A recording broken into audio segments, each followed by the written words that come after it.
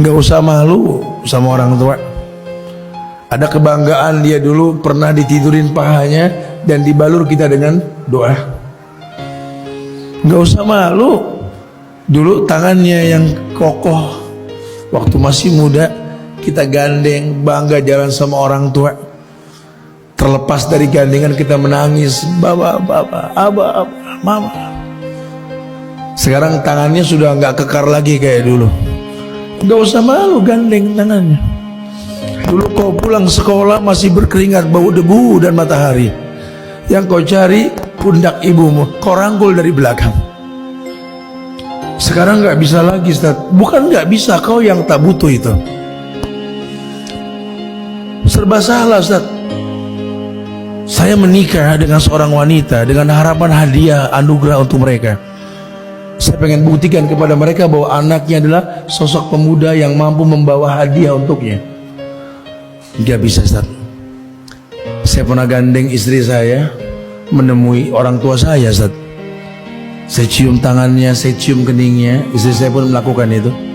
Kemudian kami izin mengatakan, "Ma, Pa, kita mau ada kegiatan dulu di luar, mau jalan dulu lah, pengantin baru lah, mau honeymoon lah, inilah." Mereka senyum dan berkata, "Oh ya udah." Kita berbalik badan, kita nggak pernah tahu. Kita cuma gandeng tangan istri kita, bangga di depan mereka. Mereka lihat tangan mereka sambil berkata, "Ya Allah, udah berapa lama tangan ini gak digandeng seperti itu."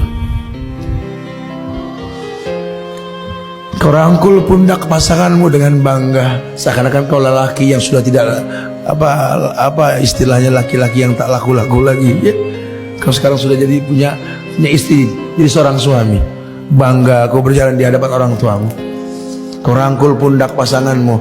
Kamu gak tahu kalau ibumu melihat pundaknya sambil mengingat pernah dirangkul seperti itu gitu loh. Kamu lupa Allah titipkan kata puncaknya usia itu 40.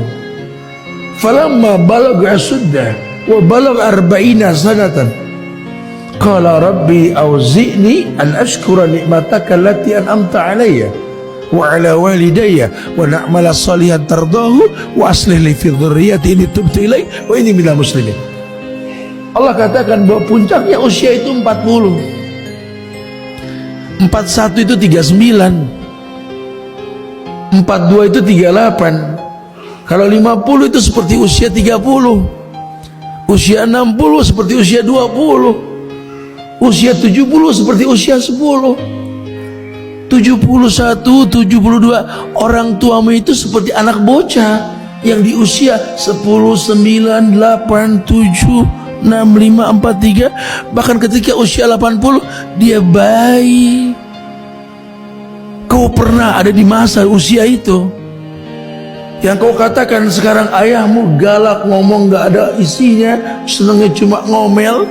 Ibu orang yang paling cerewet, ngatur saja bisanya, sama menantu gak pernah akur, sangat menakutkan. Wallahi kita pernah lebih daripada itu.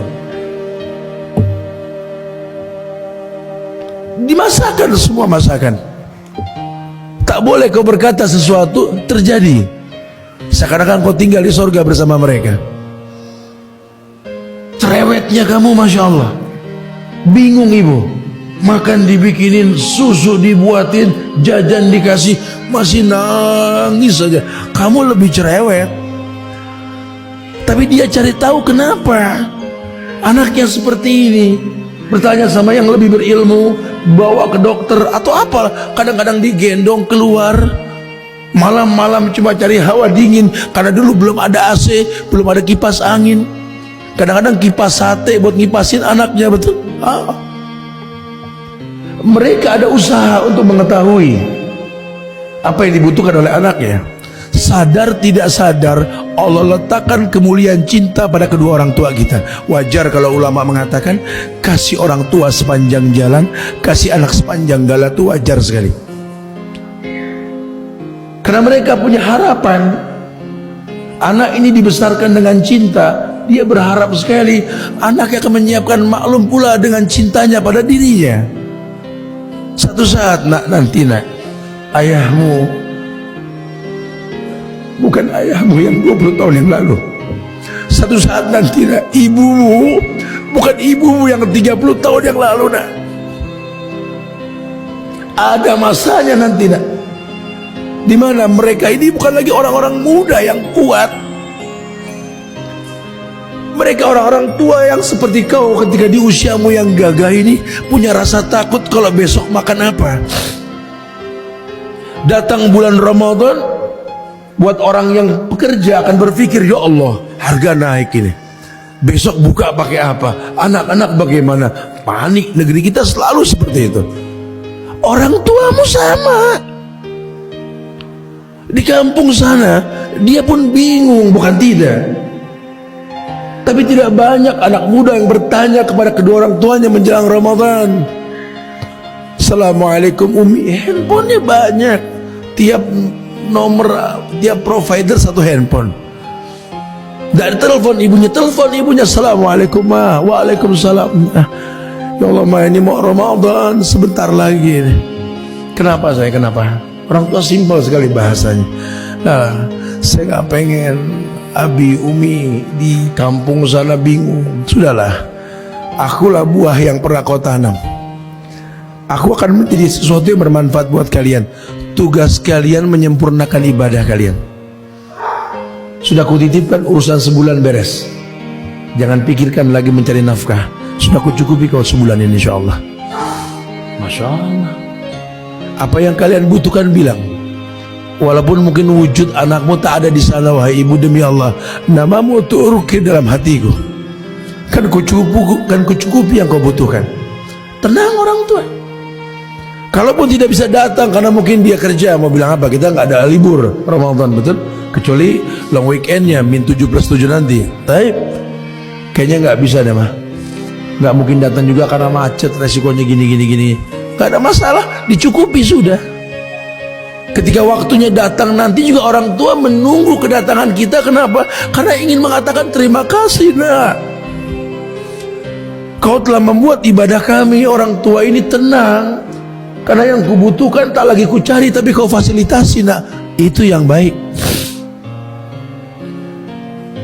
Datang kita ketika Idul Fitri pun nikmat sekali.